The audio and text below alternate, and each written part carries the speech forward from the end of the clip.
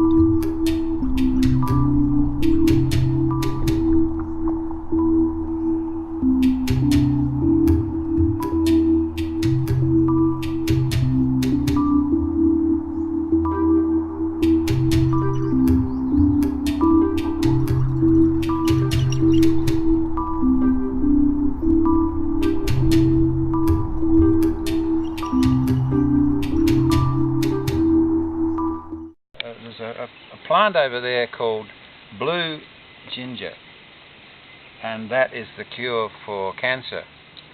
But as we know, turmeric is the base for all curries, and the fresher you can get it, the better it is, of course. So I started hunting for the botanical name and the origin and where to get this blue ginger, and I went on for 20 years trying to find this, until I realized that the word blue in the English language is often related to red. And I started to read things about red ginger, which is turmeric. And you know, the blue dog and the red dog, and if a guy's got red hair, you call him Bluey. You know what the Poms are like? I'm one. So I realized that blue ginger is this. There is no such thing as actually blue-coloured ginger, which I was looking for. But it's red, and this is it. So that to me confirmed that it's been around as a curative medicine for cleansing the blood and diabetes and anti-cancer for a long time. That's the story. Very short, but it linked me into what this is all about. And it grows really easily. Yeah, well, this particular rootstock was given to me as a small piece in 1989 by a Thai lady. I planted it on my farm at the time at Mirrawinny, forgot about it. When I left that farm 10 or 15 years ago, I dug up an area as big as what we're sitting in, a solid root, took it to my next property, next permaculture project, grew it there 10 years ago, ripped it all up and took it down to Marillion where we've been for 10 years, and it's growing there. We've probably got 1,000 kilos of it in the ground. Yeah. And every year dig it up and split it and replant it. That's the 3rd year. So they're quite young. They would only be like 1 season old. So also that's why I think they're so small, and the lack of water we have in comparison to you guys have an abundance of water. But turmeric is like very orange, the immediate scratch. But there's 2 distinct Different types, kinds, which is the dark one, which they use for dyeing clothes. And I make the pun that one's for dyeing and this one's for living. Because this one has a higher degree of curcumin in it, which the scientists have told us is what does the job. You know, keeps that nasty cancer away. Yeah. So curcumin is one of the active ingredients that's useful. But what you can do with it, you can eat it raw as it is. This is so young you can eat it. My wife Jocelyn, she grinds it up into drinks. You had one today here, mixed up with passion fruit and our own honey. It goes into just about every meal that Jocelyn cooks. So we're getting, and my doctor said to me, I only went to him because I was 70 and he thought I might need a checkup. Couldn't find anything wrong, but he said, your skin's a bit, I said, that's the turmeric, mate. He said, you're eating a bit healthy. He thought I was eating too much pawpaw. I said, no, it's turmeric.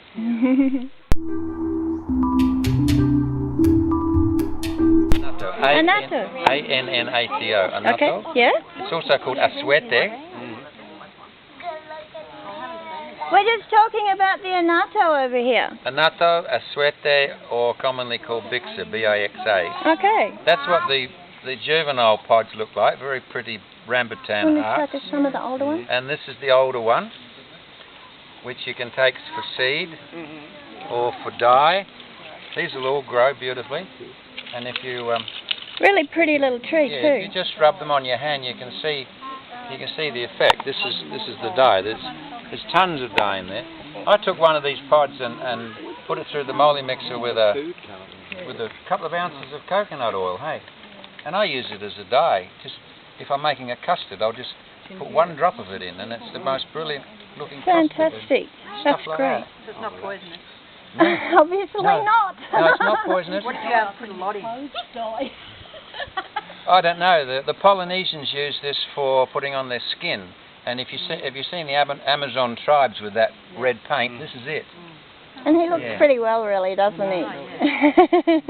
Someone told me it's poisonous. No. My mother told me that carrot tops were poisonous, but they're very healthy. Both. Yeah. I grew up international. They operate in 100 countries. They're based in London. They are interested and are protecting the remote tribes and untouched tribes of the world, including the Australian Aboriginal. They do work towards protecting their interests and their culture.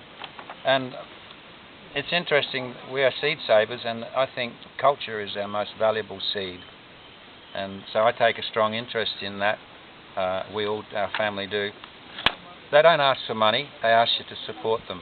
The way we supply them with a bit of money is to buy their badges and their calendars and stuff. Just, the money all goes to their organisation. And to promote the organisation by giving these out. And I'd appreciate it if you'd take one and just have a read of what they're doing. Have a look at the website.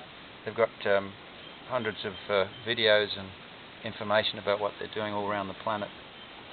It's a wonderful organisation, and it's not geared to any gammon. It's totally void of taking sponsorship money. They will not do it. Yeah. Person to person. Yeah. Just people, for the people, by the people.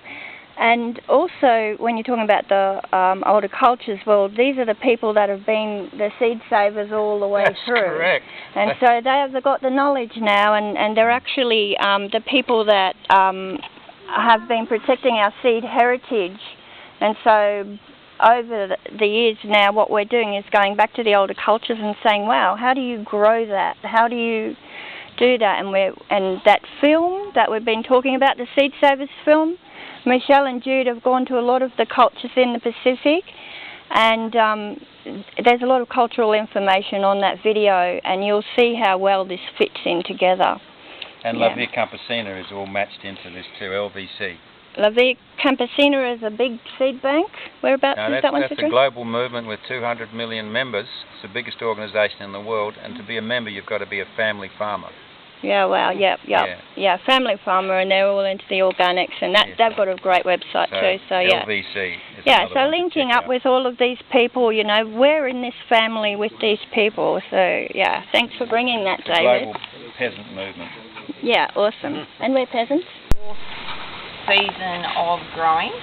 I started up with a group in Atherton, a guy called Steve. He's a mycologist and he grows shiitake on a commercial scale. And I was just, at first, we wanted the compost, the mushroom compost, and that's how we started out. And I just got talking to him. He said that he was starting a group up that was interested, that would like to go and learn about mushrooms and work together.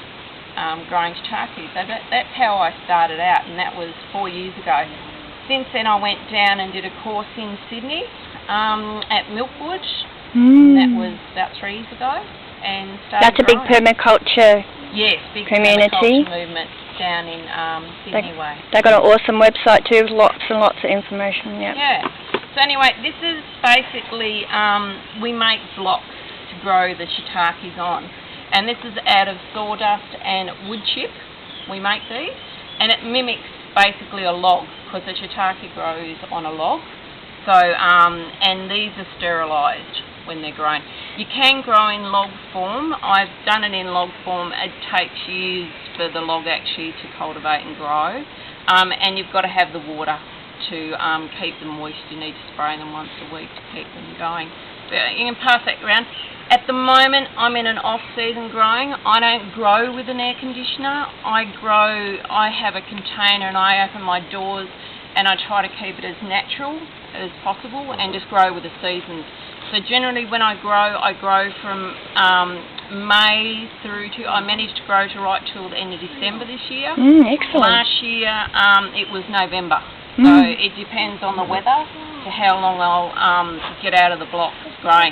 Generally you get about three to four soaks out of those. Like you get what we call 3 to 4 flushes. You when you first open your bag, it's very white and fluffy, the outer surface. But the older the blocks get, the harder they become, and they become that browny colour. That one there would had about 3 to 4 soaks now. That's from last year. But I did manage to get some mushrooms off there just recently. I went away and I thought, oh, that's it for season, we won't get any more. And I soaked them when I got back, and I got a few, so you can just pass that around and have a look. Enough to start growing myself, because the guy that I used to grow with, he's since sold the farm, and the guy that's purchased the farm isn't interested in working with other people. Oh, wow. He sees everyone else as competition. So I managed to soak my blocks, and I've just started up doing the lab side of things. Before I used to work with Steve, and he did the lab side, and we would go and help him with making the blocks and bring the blocks home. But I've just entered into a whole different world now of doing the lab side, which is a little bit more challenging than just purely working with someone that knows what they're doing, has had years of experience, and you just brought home the blocks. But you're becoming that person. I've just become that person. Now this morning I did some cultivating before I left. I've just done mine in jars. You can do them on Petri dishes. A lot of the lab people just use the disposable Petri dishes. I'm trying to be a little bit more environmentally friendly and reuse my jars. You can pass that around. I actually did a culture this morning on that. Now that I would take a piece of mushroom and I would put it in an agar and I would grow it. So that there, I think that date on that one's about a couple of weeks old, isn't it? 22nd? Yeah, so it's a couple of weeks, a bit over a couple of weeks old. So I grow my culture, then I take it from the agar and then I put it into onto sorghum. Are you talking about agar? Yes? Yeah. Yeah, that's what we use in the labs to grow your cultures and things for plants and other things. So that one there I've just grown on, the agar, and that's about 2 weeks. you take it from that, and then you go from that stage, that's your first stage, as long as you don't get any moulds or bacteria, and it grows, then that's good. Then you take it from that and you put it onto sterilised grain. So we go from that, we grow on sorghum. So then from the sorghum you end up with what you call your mother grain. And then from there, that can be split 3 times. Now from that one dish there, you can get 100 bags of grain, which then that 100 bags of grain is your mother, and you take that and then you put so much into each bag with your sawdust and your chip, and you end up with generally 3 kilos will do you about 30 bags. So wow. you can just imagine that, and that's just from one tiny piece of mushroom. Yeah. And so how much kilos of mushrooms? To actually purchase, they sell anywhere from, I've been selling to Rusty's down at Real Foods, they sell anywhere from $60 a kilo down to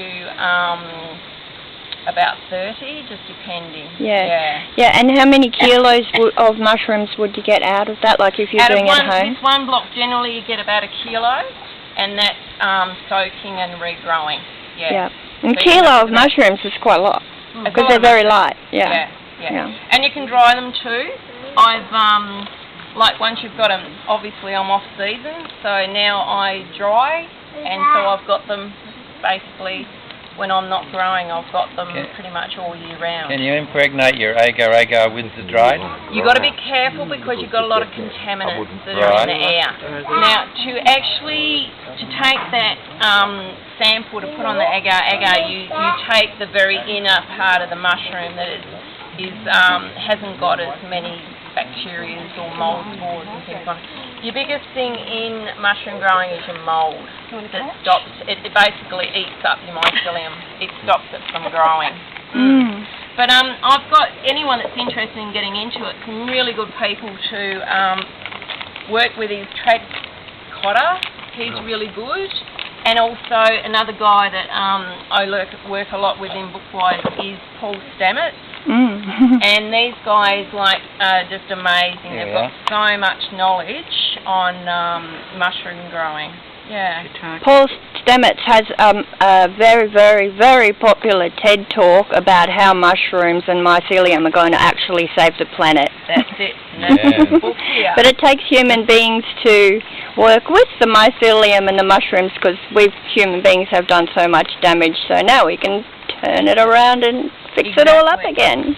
Paul Stamets has taken oyster mushrooms and put them on rafts, and he's floated them in waterways where it's polluted with oils and things, and the mushrooms have absorbed all the oil and things out of the water into the mushroom and clean up waterways. And bags, they can use them for bags anywhere that's had a lot of sprays and things in the land. I don't know if this is the same people, but I heard that that horrible oil spill of Florida, that they were offered to do it with mycelium, and they refused. Oh, they didn't want to deal with that. They didn't want to deal with. They didn't want them. No, they didn't. The government, you know how the BHP, wasn't it, that was responsible, wouldn't go to these people. They went with the detergent and chemical. Wouldn't surprise me. They'd probably have some other way that they want to use something, and they want to promote that more so than a natural way. Always. Yeah, no, they did buy your agar-agar. I just get mine. You can buy it from the lab, which is a better way, but I actually make mine up. You have to use I use a potato base with my agar-agar to help with the growing. You can buy it from the lab, but I go I'm only at a stage where I'm still growing myself with it, so I've gone from the very basics, and I boil up my potatoes, and I take my potato water, and I use that with the agar-agar to grow my mycelium on, to give it some food. So where do you get the basic agar from? I'm pretty sure you can get it from Mariba Organics or health food shops. Seaweed. It's things they use instead of gelatin. To thicken things, but you can use it. But I've just been collecting some samples from Moringa mushrooms too, so I'm just getting into experimenting with the wild cultivating of taking the mushrooms and growing those. Because your network under the ground, it talks between the plants. It's the network of nature. Yeah, it's interesting. I read a book just recently, I found in the library just on roots, and I thought, roots, oh, this could be interesting. I just took it home and started reading. It was fascinating. It was all about that, how all these plants for miles are in contact with each other. Kind of. It's just amazing. All through my scene. Yeah, the chemicals that they're spraying on the earth is killing off the mycelium. That's right. That's breaking up I suppose, the network of contact between the plants. It's interfering, and that's why a lot of things are dying off and they're not growing, because they're not getting the right nutrients because they're killing off all the mycelium. But very interesting, this guy, Paul Stamets, talks about it a lot, and it makes sense. He's even saying that the mycelium is what actually is the basis of the beginning of life. He talks about the mycelium was the one that helped bring life into form. And there's different stages. They're saying when meteorites came down and wiped out the dinosaurs, and even before that, they're saying the mycelium was the one that was under the ground that brought it back again, brought everything back to life again. Goosebumps. So, yeah, very interesting. How do you dry it? Do you solar dry it or just in a dehydrator? I sun dry. Sun dry. Sun dry. So the thing with a mushroom, like you'll find a lot of commercial mushrooms are grown under lights, so they'll lack your vitamin D.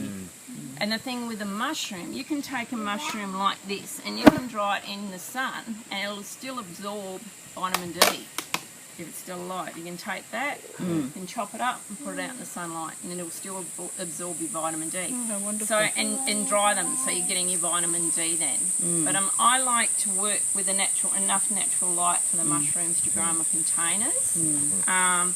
There's been a lot of people say, oh, can you grow all year round? We want your mushrooms all year round. I can, but I can't keep it in a natural environment like the way I'm trying to do now. I'm trying to mimic, I am mimicking a log.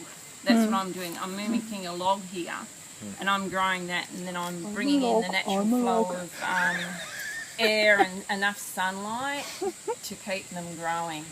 I've heard a lot about coffee grounds. People say mushrooms and coffee grounds are brilliant. Coffee for oysters. For oysters. Shiitake's not so good on coffee ground. You can use it, but you still... shiitake's mainly a wood. It loves the wood. Yeah. It needs the nutrient from the wood. That you buy from. You can also buy... you can get like dough that's impregnated with the mycelium. And anywhere in your garden, you know, if you've got to take out trees or anything, you can put them in the stumps and drill into the stumps and put the dough into the stumps, and you can grow it that way. Is it like any hardwood or any softwood? Mainly they like oak and hard. They don't like pine, because pine has got its own something toxins. in it that repels, that kills off fungi. It does. It doesn't like fungi. Yeah. Sun dry them, and then you, if you wanted to eat raw product, sun dry, soak, then eat. Yeah, you can eat them raw, but they say not to have them too often. From a health point of view, how would this product compare with what you buy in Coles for $10 a kilo? You'll find the one in China, I'm pretty sure they've dried them with... Now the fresh ones that you can buy in the supermarket. You can buy them fresh. Generally the ones that are imported though, just remember anything that's imported usually is sprayed. Or radiated. I'm just referring to the local common mushroom that you can buy in the supermarket. How do they compare nutritionally with what you're producing? There's no comparison. Like your normal mushroom, still got your vitamin B. Shiitake is one of the highest forms of protein in a mushroom, one of the highest ones you can get, So it's high in your vitamin B and your protein. Same again, anti-cancer properties, anti-inflammatory, good for your blood, diabetes again. It's another superfood, so to speak, like your turmeric. Very, very good to have in your diet, especially if you not wanting to have meats and things, I think your shiitake and your mushrooms, all mushrooms are good for you, but that's one of the highest in protein, shiitake. Thank you. And keeping qualities, like I've had that in the fridge since the 26th in that container. So now your oyster is a lovely mushroom as well, but you can only keep that for 4 days in the fridge. And it just goes to mush. Yeah. Whereas these, you could actually keep it out of container, and you can actually put that on your fridge shelf, and that'll dry out in the fridge, and then you can reuse it again as well. Yeah. So they're very good for shelf life. You should. That's why I grow them. I think the healing properties. Also, I can't get out every day to do deliveries, so I can basically pick. And then once I get to market, I have enough produce then to sell at market. You need to be going out every day if you're selling oysters to restaurants and things, because you basically need to pick and deliver. But oysters are very good as well. And there's other varieties. There's lion's mane, woody. There's so many other medicinal mushrooms you can eat.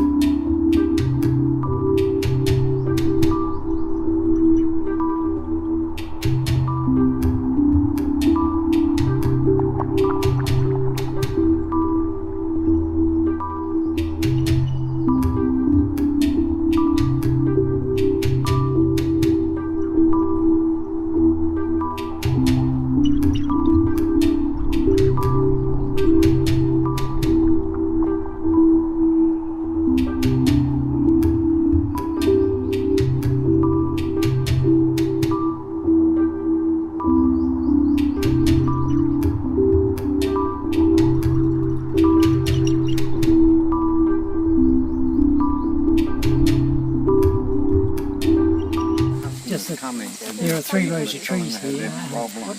As you can see, there's only a few. Here, I have to replant the rest.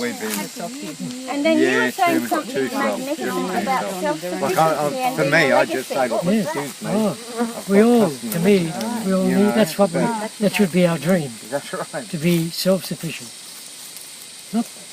Not just for us, but for our families and for the rest of society.